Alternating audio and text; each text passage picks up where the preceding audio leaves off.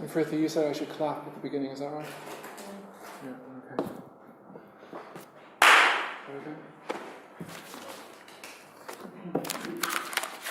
Welcome everybody. Thank you all very much for making the way to Chisenhouse Studios. For those of you who don't know me, my name is David Blackmore. I'm an artist and an educator, and also artist in residence in Chisenhouse Studios just across the hall. But it's great to see a number of familiar faces. Thanks for coming. Just to get a few things out of the way at the outset, if I have been told there is a possibility that the fire alarm may go off because there's another event taking place in the dance space and they're trying out some kind of smoke machine. So apparently they're trying it out in and around now to see if the coatings they put over the fire alarms will work or not. But I've been told that the fire alarm does go off anywhere now for about half an hour. We're fine, we don't need to evacuate the building unless somebody comes and tells us to do so. In the event that that does happen, we're just going to go back outside down the stairs and go across the road to where the school is. There's an assembly point there.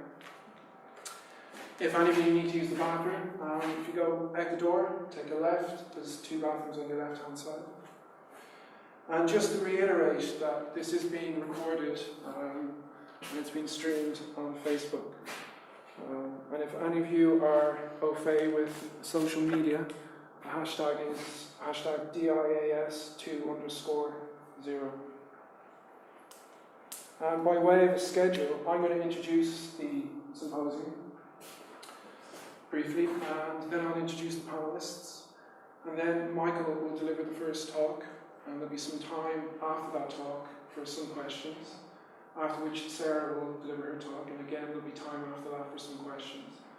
And then Annika will be in conversation with myself, and then again there'll be time at the end of that for conversations in general, a longer period of questions and answers.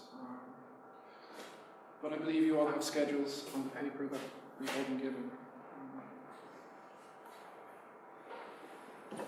Well, first off, I'd like to thank all the panelists who I'll introduce shortly, but also Matthew Hale, who's installed some of his bookend pieces towards the back of the room, and also Christina Mitranci,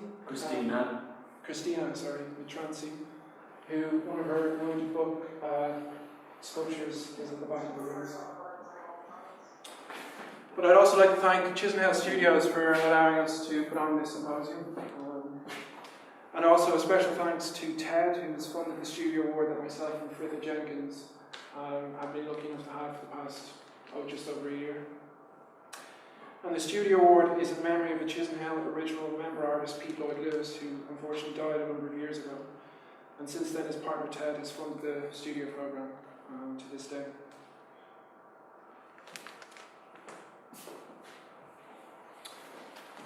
So just to give you a bit of a background to how the symposium developed.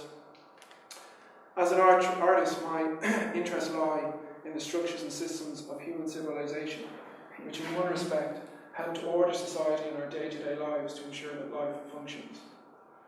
Though these systems are not benevolent and either suffer due to the lack of capital investment or suffer as a result of being implicit in the acquisition of capital, over time it has become apparent to me that the crux of what interests me and provides inspiration is a sense of frustration born out of our and my ability to operate within these systems and structures.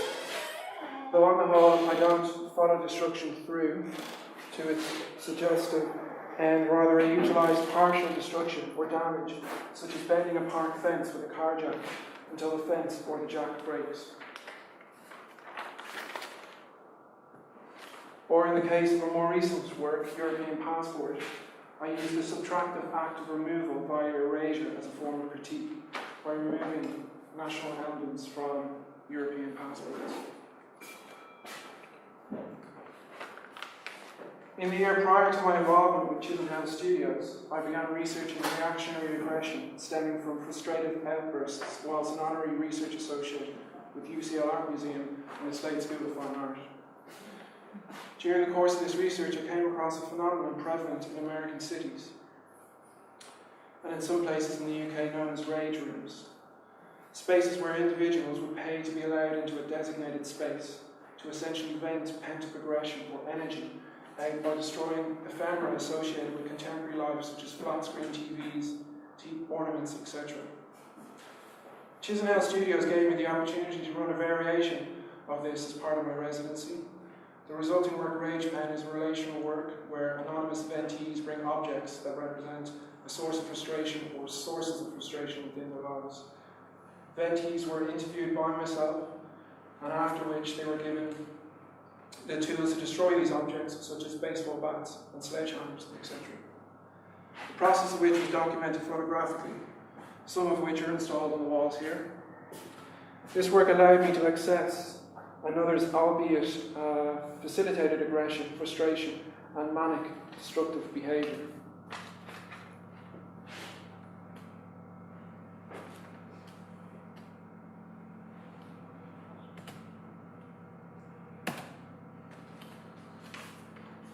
So why is destruction in art relevant today, almost 60 years since Gustav Metzger began developing a series of manifestos at the end of the 1960s?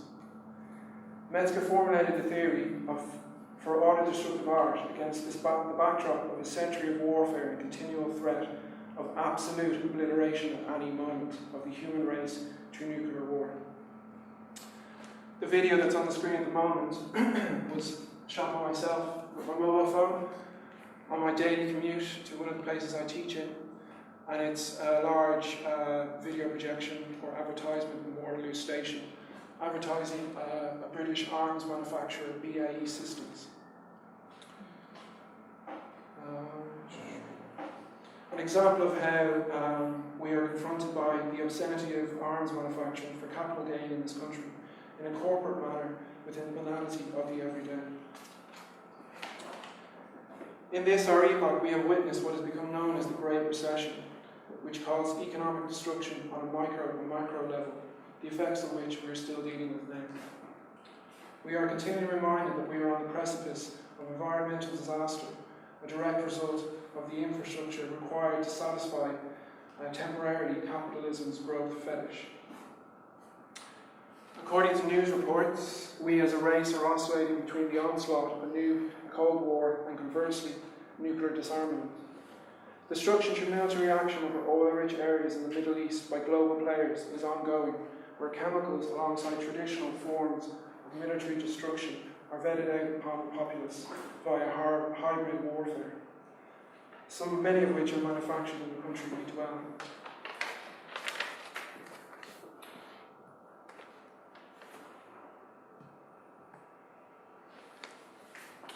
Our experience and understanding of reality is increasingly dependent on our consumption of imagery. We live in an era of post-truth where reality is manipulated through visual representations that make up the majority of our experiences of the real via mediated realities. The panellists, Sarah Pickering and Amika Matourian, both share a common trait within their work, that being the challenging of representation through engaging with destruction as spectacle and method of critique. So the image on the screen, some of you may be familiar with, it was a record of a missile launch released by the Iranians in 2008, presented as a truthful document of the missile launch.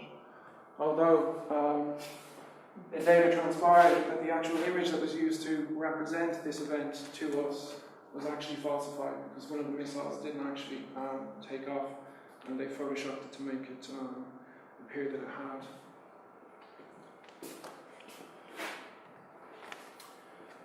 Each of the panelists have been invited to take part by myself, because destruction figures in their thinking and or making, not necessarily as conscious alignment of their practice with the theory of auto-destructive art, though in all instances, destructive acts form subject matter, backdrop, or method of critique. Michael Hampton is a writer and critical theorist based in London with a special interest in artist publishing, who has contributed to many magazines and journals, including The Blue Notebook, Freeze, a word I can't pronounce, begin with G. What's that word? Oh, I don't know. Yishchik? No, sorry, close. The Penguins Collectors Journal, Rapport, Schism, Slash Seconds, and the White Review. He regularly writes for Art Monthly, and in 2015, his revisionist history, Unshelf Marked, Reconceiving the Artist Book, was published by Uniform Books, Axminster. Sharon Kivland recently published as a limited edition his speculative essay, Beyond Walter Benjamin in Paris, Kenneth Goldsmith's New York, in her series The Good Reader. He is currently working on a collection of psychogeographical writings about London. Sarah Pickering. Sarah Pickering's practice explores the destructive act itself through the systems of the state, law enforcement and military. Her work Explosion, slow down and freeze frame the moment of combustion of explosive simulated weapons detonated by the Ministry of Defence. This photographic work was selected by Gustav Metzger for the 2005 edition of East International. Recently, her work has incorporated destruction using gunfire and photographic paper and 16mm film. Examples of some of the photographic works from that series are on the wall. I believe they're entitled Black Holes. Yeah. Yeah, Black Holes. Amicum Torin alters found objects and images, transforming them into paintings, works on paper, video installations, and sculptures full of depth, humour, and meaning. Through interventions both subtle and overt, he teases out poignant truths from an incredible array of unlikely objects. In his armchair paintings project, begun in the late 1980s, he cuts phrases like cathartic logic into cheap, kitschy oil paintings of flowers and landscapes, inflicting both text and image with new significance.